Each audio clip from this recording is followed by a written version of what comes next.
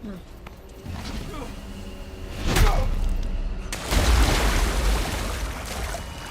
away. Impact.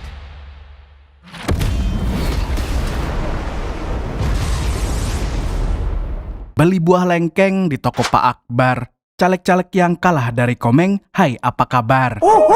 Halo Sobat Nobar, selamat datang di Nobar. Kembali lagi bersama saya Mamang Tobi yang kali ini lagi-lagi akan membawakan film baru berjudul Land of Bad yang dirilis pada tahun 2024. Menceritakan tentang pasukan khusus yang ditugaskan untuk menyelamatkan seorang agen CIA tapi dihadang oleh salah satu kelompok teroris paling berbahaya di Asia Pasifik. Dan kelompok ini juga pernah menyandra warga Indonesia dari 2016 sampai dengan 2021. Mungkin masih ada hubungannya dengan kelompok Muhammad Al-Katiri. Film ini dibintangi oleh Liam dan Luke Hemsworth yang merupakan saudara kandungnya Thor. Selain mereka, ada juga Russell Crowe, aktor legendaris yang pernah bermain di film Gladiator dan Man of Steel. Daripada saya kebanyakan cincong, so tanpa berlama-lama lagi, siapkan mata, telinga, dan anu-anuan kalian semua. Mari kita nobar dan inilah Land of Bad.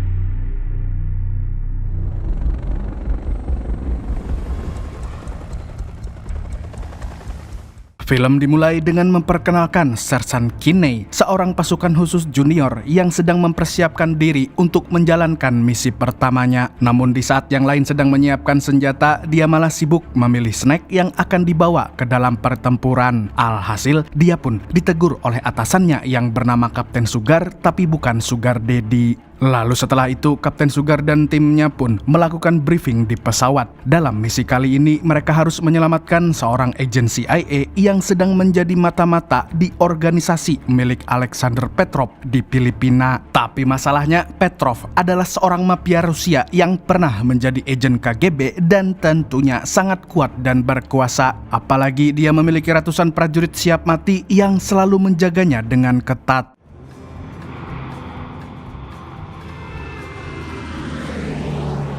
Selain tim lapangan, mereka juga akan dibantu oleh Kapten Reaper, seorang pilot drone senior yang akan mengendalikan serangan dari jarak jauh. Tidak hanya itu, dia juga merupakan ahli strategi yang bisa membantu tim lapangan ketika sedang buntu. Akan tetapi, dia terlihat sangat gusar karena istrinya sedang hamil besar dan sebentar lagi akan melahirkan. Oleh karenanya, dia nampak kesal ketika rekan-rekannya berbisik di kantor yang membuat suara teleponnya tidak terdengar jelas. Padahal dia sedang menunggu kabar dari istri dan keluarganya. I got a favor to ask you. My wife is pregnant. While I'm on op, if she goes into labor, you need to answer it. Why don't we just keep this volume down?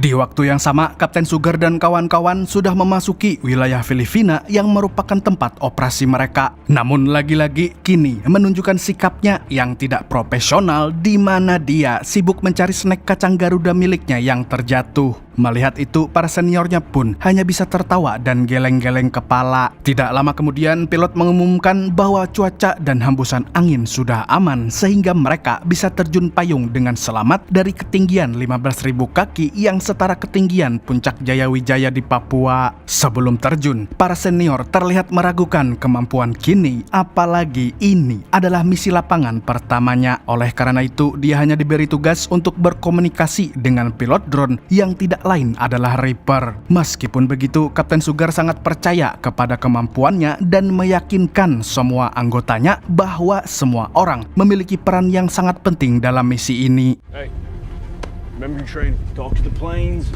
When they start dropping bombs. Lalu ketika semuanya sudah siap, pintu pesawat pun dibuka dan mereka pun mulai terjun satu persatu.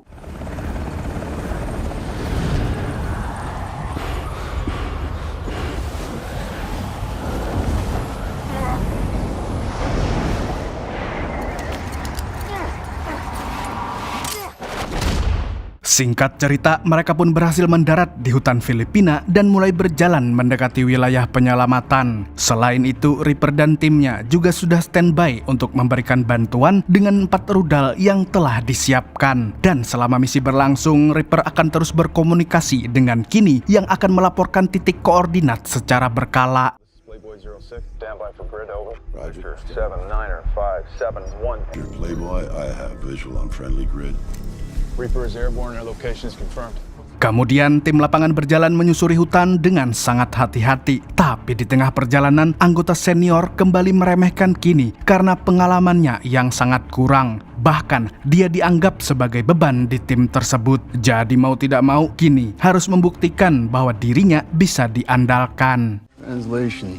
Step up your game. Tidak terasa mereka sudah semakin dekat dengan lokasi penyelamatan. Akan tetapi ada salah satu anggota yang terlihat kecapean karena lututnya sudah kopong. Di lain pihak, Kinney sedang dinasihati oleh anggota senior yang bernama Bishop yang mengatakan bahwa apapun bisa terjadi dalam sebuah misi. Maka dari itu, Kinney harus siap menghadapi segala situasi yang tidak terduga. Lalu setelah membacot cukup lama, Bishop pun mengakhiri nasihatnya dengan berkata, Welcome to Land of Bad. yang artinya selamat datang di tanah terkutuk, di mana manusia bisa kehilangan sifat manusiawinya ketika berada di dalam peperangan. Beberapa saat kemudian, tim lapangan dihadang oleh kabut yang mengganggu pandangan mereka. Alhasil, Kinney pun meminta Reaper untuk menerawang kabut dengan drone untuk mengecek keamanan jalan. Namun sialnya, drone itu tiba-tiba error dan kameranya langsung mati saat itu juga. What the? Reaper, I'm all over. Roger. Systems malfunction. Boys, we have a systems malfunction on the Varia. Copy that. Hingga akhirnya Kapten Sugar pun memutuskan untuk melanjutkan perjalanan karena waktu yang mereka punya tidak banyak. Tapi saat memasuki wilayah berkabut, timnya melihat gerakan yang sangat mencurigakan dan mereka pun mengira kalau itu adalah gerakan dari musuh. Namun ternyata The hell's an oink oink? Pig dummy. singkat cerita, tim lapangan pun akhirnya sampai di dekat markas Petrov dan tanpa membuang waktu lagi, mereka langsung memantau markas dari berbagai sisi. Sementara itu, Kinney bertugas untuk mencatat titik koordinat yang akan dilaporkan kepada Reaper jika drone-nya sudah diperbaiki. Lalu tidak berselang lama, Petrov akhirnya keluar dari markasnya. That's Petrov, all right.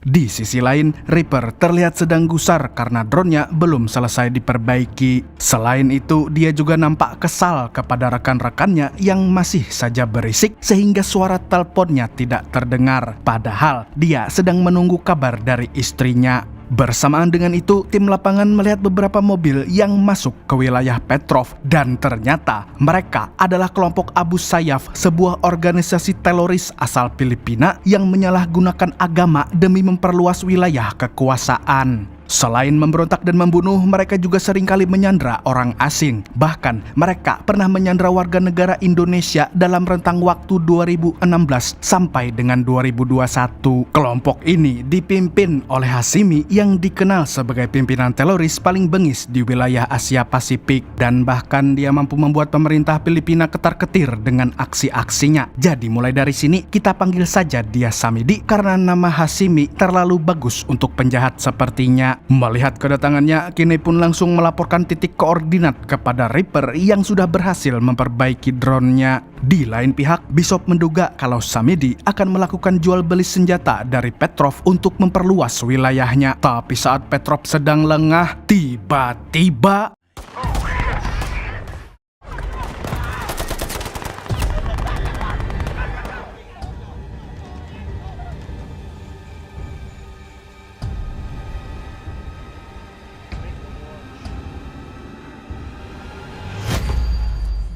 melihat itu, Kapten Sugar dan timnya pun tidak tinggal diam karena Samidi telah membunuh orang sipil dan hendak menculik seorang bocil. Alhasil, Kinney langsung meminta Reaper untuk menembakkan rudal kepada para teroris dan inilah yang terjadi. Cleared hot. Say again, you are cleared hot. Copy.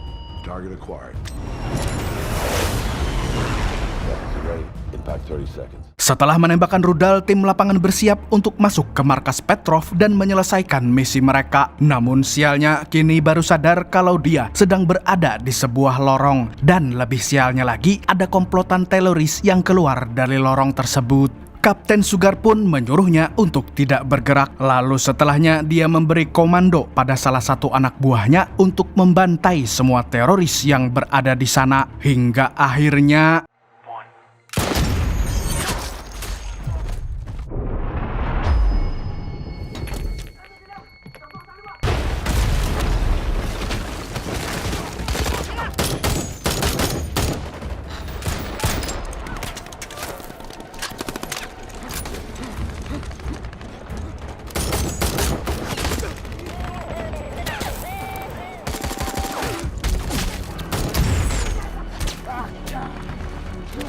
I need you to lay down some cover fire for Abel.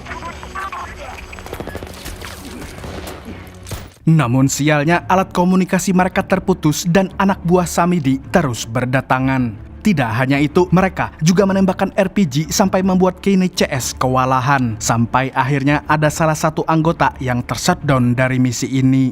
Okay. I'm good. Yeah, you're good, man. You're good. I got you. Abel, no. Abel is down. Situasi pun menjadi semakin menegangkan karena bala bantuan teroris menggempur mereka habis-habisan. Dan Kapten Sugar pun menyuruh Reaper untuk menembakkan rudal sekali lagi. Tapi walaupun berhasil menghabisi musuh, Kapten Sugar dan Bishop tidak bisa menghindari serangan RPG yang akhirnya menewaskan mereka saat itu juga. Melihat itu, Kenny pun terlihat sangat panik karena dia adalah satu-satunya anggota yang masih hidup. Give me the status of your team. KIA. Confirm your current grid location.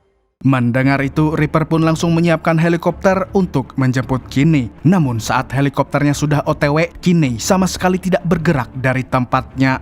Rupanya, dia masih belum berani berdiri karena para teroris masih berada di sekitarnya. Padahal Reaper sudah memastikan kalau tempat itu sudah aman. Sebagai senior, dia pun berusaha menguatkan Kenny dengan mengatakan bahwa dia adalah prajurit yang kuat dan bisa menyelamatkan dirinya dari situasi tersebut. Helicopter is inbound to the evac point. Gotta get your ass on the move, son. You gotta move, man. Let's go. Get up and go. Akhirnya, Kenny pun bisa bangkit lagi dan berjalan menuju titik evakuasi yang jaraknya sekitar 5 km dari lokasinya saat ini. Tapi saat melewati sungai kecil, dia mendengar suara mobil yang sangat mencurigakan. Dan tanpa pikir panjang, dia langsung meminta Reaper untuk melihat dari drone siapa saja yang ada di dalam mobil tersebut. Reaper pun mengatakan kalau mereka adalah anak buah Samidi. Jadi mau tidak mau, Kenny harus bersembunyi secepat mungkin.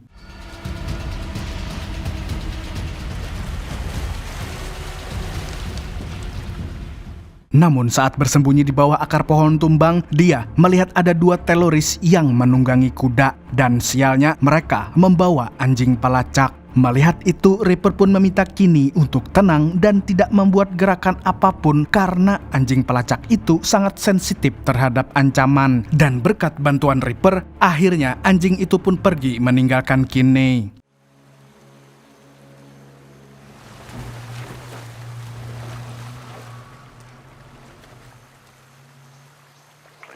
Lalu setelah para jamet pergi, Ripe menyuruh Kenny untuk melanjutkan perjalanan ke arah utara. Untuk menghilangkan rasa takut Kenny, Reaper pun mengajaknya berbincang tentang kampung halamannya. Dan ternyata mereka sama-sama berasal dari Ohio. Tapi sayangnya, Kenny sudah jarang pulang kampung karena ayahnya sudah meninggal dunia. Sama seperti saya.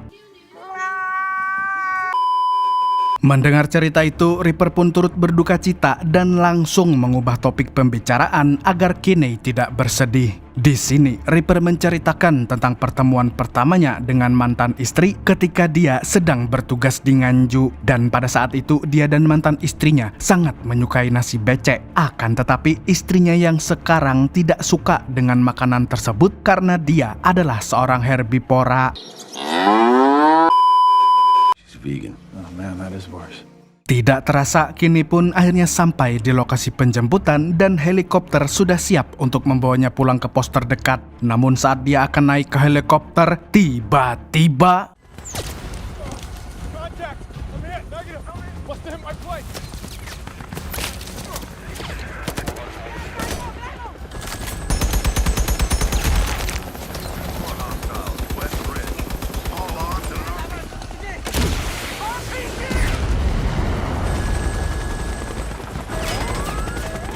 Gara-gara serangan itu, tim penyelamat terpaksa kembali ke pos militer karena risikonya terlalu besar jika ikut bertempur. Mau tidak mau, Kenny harus melawan mereka sendirian. Sementara itu, Reaper kembali menembakkan rudal agar Kenny punya celah untuk menyerang.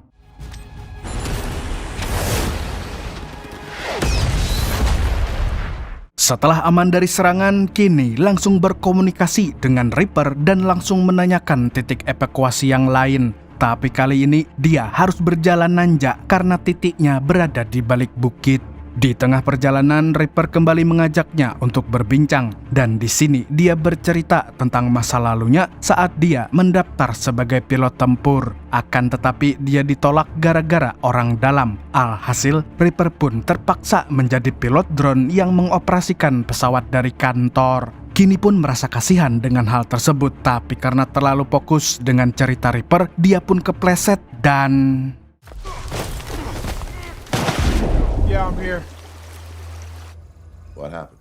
Beruntung, dia terjatuh ke sungai sehingga tidak terluka parah. Namun sayang sekali senapannya tersangkut di akar pohon. Dan lebih sialnya lagi, ada 2 orang teroris yang mendekat ke arahnya. Mau tidak mau, kini pun terpaksa melawan mereka dengan sebuah pistol.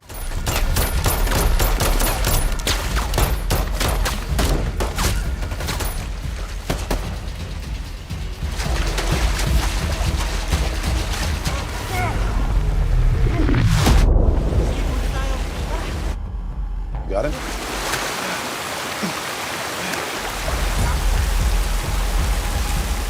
Meskipun berhasil mengelabui musuh, tapi kini melakukan sebuah kesalahan besar karena dia keluar dari persembunyian di saat kedua teroris itu belum pergi jauh. Hingga akhirnya dia pun tertangkap.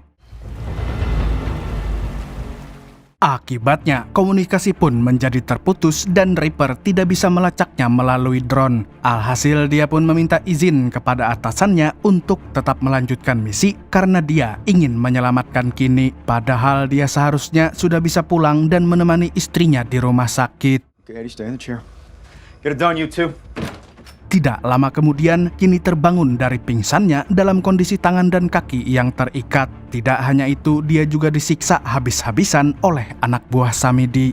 Di waktu yang bersamaan, Reaper dan asistennya terlihat sedang melacak lokasi Kini. Akan tetapi, mereka menemukan 2 titik yang berjauhan di mana 1 titik berada di Kalimantan, tempat saya, dan 1 titik lainnya berada di Yaman, tempatnya Abah. Di lain pihak, kita diperlihatkan dengan pria misterius yang mendatangi pos teroris di tengah hutan. Dan tidak disangka-sangka, ternyata orang itu adalah Kapten Sugar yang sebelumnya dikira sudah mati. Di sini dia dihadang oleh 2 orang teroris, tapi dengan brutalnya dia langsung menghabisi mereka tanpa ampun. Setelah itu, dia masuk ke dalam pos tersebut untuk menyelamatkan Kini yang sedang disekap. Kapten Sugar lalu menjelaskan bahwa dia dan Bishop berhasil selamat dari serangan teroris. Namun sayangnya Bishop tertangkap oleh anak buah Samidi dan dibawa ke suatu tempat. Oleh karena itu, dia ingin mengajak Kini untuk menyelamatkan Bishop bersama-sama. Tapi sebelum pergi, mereka berdua mencuri semua senjata yang ada di pos tersebut. Di tengah perjalanan, Kini menunjukkan skillnya yang tidak dimiliki oleh tentara lain. Dan skill tersebut adalah memantik sinyal komunikasi menggunakan sebuah baterai dan botol aqua. Awalnya, Kapten Sugar terlihat meragukannya. Namun tak disangkanya, Kini berhasil menghubungi Reaper dengan cara tersebut.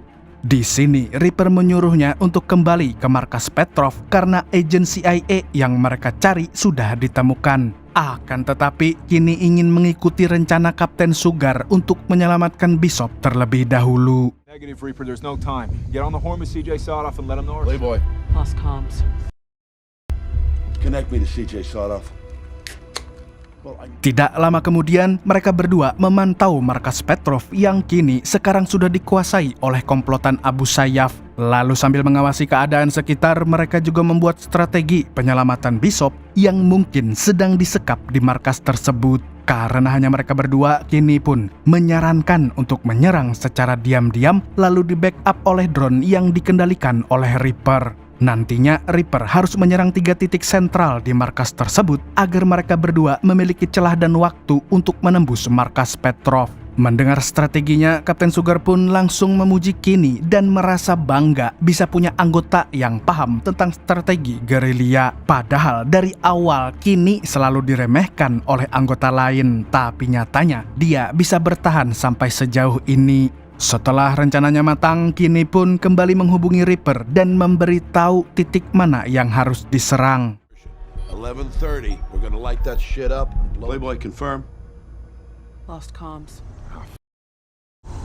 Battery's dead. Tapi saat Reaper sedang menyiapkan drone-nya, dia tiba-tiba disuruh berhenti oleh atasannya dan akan digantikan oleh pilot drone yang baru. Reaper pun tidak terima karena misi ini ditugaskan kepadanya. Dan sebagai tim backup, dia tidak akan membiarkan ada anggota lapangan yang tumbang lagi. Akan tetapi atasannya tidak mau mendengarkan alasannya dan dia pun terpaksa keluar dari ruangan tersebut. Captain! We're good. Di waktu yang bersamaan, Kapten Sugar menyebutkan beberapa kode darurat kepada Kini yang bisa digunakan ketika terdesak. Setelahnya, mereka langsung masuk ke wilayah markas secara diam-diam. Akan tetapi, mereka harus menghabisi para penjaga secepat mungkin sebelum pilot drone menembakkan rudal.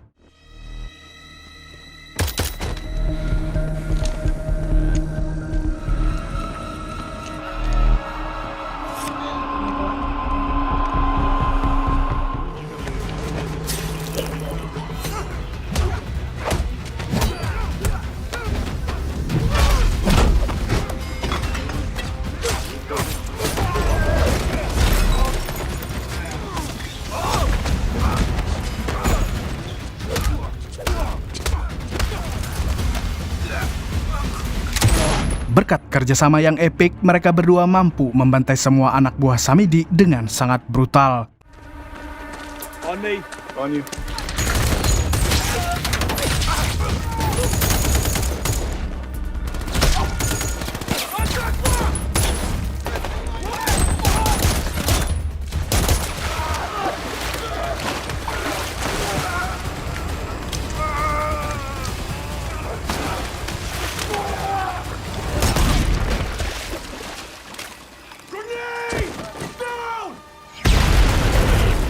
Mereka berdua lalu dimasukkan ke dalam sebuah penjara yang gelap, kemudian dikeroyok habis-habisan sampai mereka tidak bisa melawan lagi. Tidak lama setelahnya, mereka melihat Bishop yang juga dikurung di penjara yang sama. Kini pun mengancam anak buah Samidi dan mengatakan kalau tentara Amerika akan menembakkan rudal ke tempat tersebut jika mereka tidak mau mengeluarkan dia dan timnya. Akan tetapi mereka tidak percaya dengan omongan Kini karena dia tidak mungkin menghubungi pilot drone tanpa alat komunikasi. Lalu tidak berselang lama, Kapten Sugar berpesan kepada Kini untuk menyelamatkan Bishop dari sana. Dan dia sangat yakin kalau Kini bisa melakukan itu dengan baik karena dia punya potensi besar untuk menjadi anggota pasukan khusus terbaik di Angkatan Darat. Tapi setelah itu, Kapten Sugar tiba-tiba diseret oleh para jamet ke hadapan Samidi. Kemudian pemimpin teroris itu mengeluarkan senjata dan... Melihat hal tersebut, Kini pun sangat terpukul karena Kapten Sugar adalah orang yang selalu percaya kepadanya bahkan ketika orang lain meremehkan kemampuannya. Dan saat dia meratapi kematian sang kapten, anak buah Samidi tiba-tiba mengeluarkannya dari kurungan untuk diinterogasi. Kini lalu dihajar habis-habisan sampai tubuhnya terluka parah dan ketika sudah babak belur, dia dibawa ke hadapan Samidi. Kemudian Samidi bercerita tentang sejarah penjara tersebut yang dibuat oleh tentara Jepang saat mereka menjajah Filipina. Namun setelahnya tempat itu dibiarkan kosong oleh pemerintah setempat hingga akhirnya kelompok Abu Sayyaf menempatinya pada tahun 1991. Samidi lalu mengatakan kalau tempat itu bisa saja jadi tempat kematian Kini. Akan tetapi Kini malah berani mengancam dan mengatakan bahwa timnya akan menembakkan rudal ke penjara tersebut. Mendengar hal tersebut, Samidi pun marah dan langsung menghajarnya.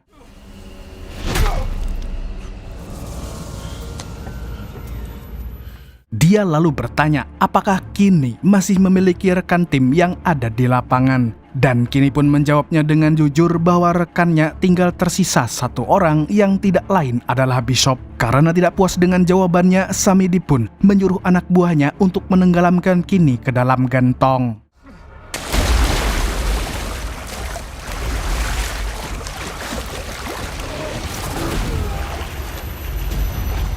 Di waktu yang sama, pilot drone yang menggantikan Reaper tidak bisa menghubungi Kini, sehingga dia memutuskan untuk menghancurkan penjara milik Samidi sesuai dengan rencana sebelumnya. Lalu dalam hitungan detik, rudal pun dilepaskan dan...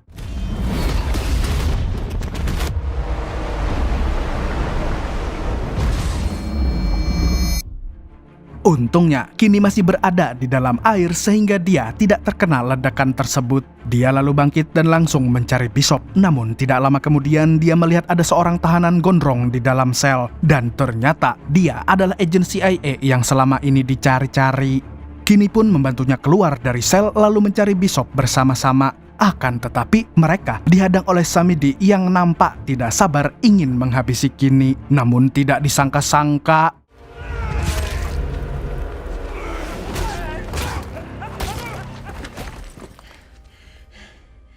melihat itu, Bishop pun terkejut bukan main karena anggota yang pernah dia remehkan bisa menghabisi pimpinan teroris sekelas Samidi. Lalu tanpa membuang waktu lagi, Kini langsung mengambil radio komunikasi dan berusaha menghubungi markas untuk membatalkan serangan berikutnya. Karena kalau dibiarkan begitu saja, mereka bisa terbunuh di dalam penjara tersebut.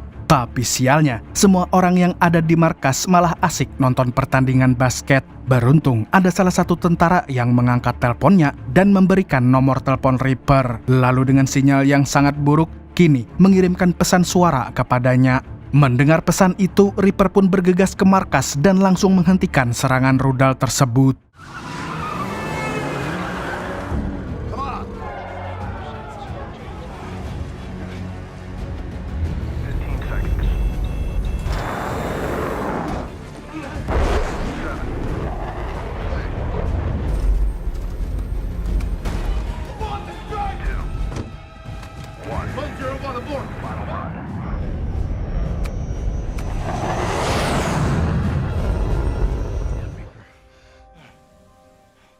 Berkat bantuan Reaper, Kini dan kawan-kawan pun berhasil keluar dengan selamat. Kini lantas melambaikan tangannya ke arah drone untuk berterima kasih kepada Reaper yang telah menyelamatkan nyawanya. Lalu tidak berselang lama, Reaper mengirimkan tim evakuasi dan tim medis untuk mengobati luka mereka. Sementara itu, dia terlihat sangat marah kepada rekan-rekannya yang memilih untuk menonton pertandingan basket di saat tim lapangan sedang menghadapi situasi hidup dan mati. Bahkan, Reaper berani memarahi atasannya yang ikut-ikutan nonton. Sedangkan dia rela mengorbankan waktunya untuk misi ini meskipun istrinya sedang hamil besar. Karena kemarahannya sudah tidak bisa ditahan lagi, Reaper pun langsung menghancurkan TV yang ada di markas tersebut. Our job is communication. Fucking job.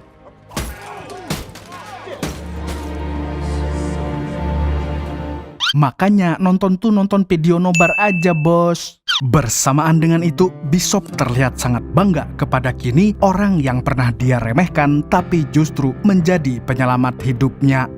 Di akhir film, Reaper dihampiri oleh asistennya yang akan segera menikah. Tapi karena hidup sebatang kara, dia pun meminta Reaper untuk menjadi wali nikah dan menggantikan almarhum ayahnya.